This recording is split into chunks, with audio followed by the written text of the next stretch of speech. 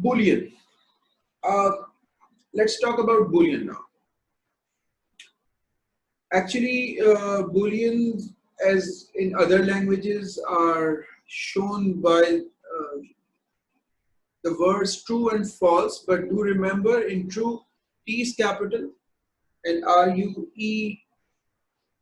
is actually small, and then we have got false, F capital and ALSE. I am telling you this because Python is actually dangerously case sensitive.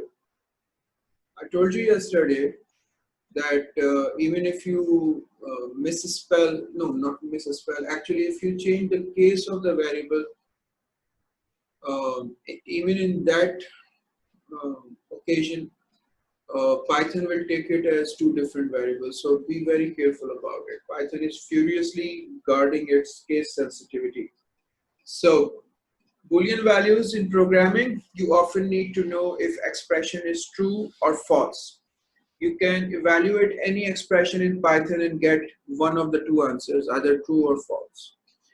When you compare two values, the expression is evaluated and Python returns true or false. So let's talk about this comparison operator. You see, we use equal to for assignment and the comparison as well. So if it is Visual Basic, what we do, if a is equal to 5. But the thing is, in Python, if you are comparing, we use two equal to's. If we are assigning, we use single equal to sign. Mind it. So if we are comparing, we use two equal to signs together. So if a is equal to 5 will not be like if a is equal to 5. It will be if a is equal to 5. I will discuss about it. So let's say comparison.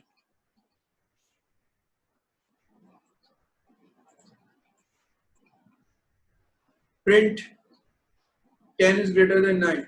10 is greater than 9 will not be printed. It's not a string. The answer would be either true or false. If 10 is equal to 9, if 10 is less than 9. See? True.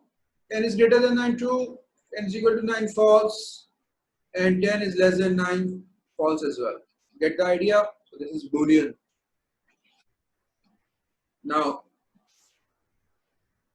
this is if B is greater than A, colon, you may suppose colon as then print B is greater than A, else print B is not greater than A. Okay, so A is 220 and B is 33. See, B is not greater than A. Now,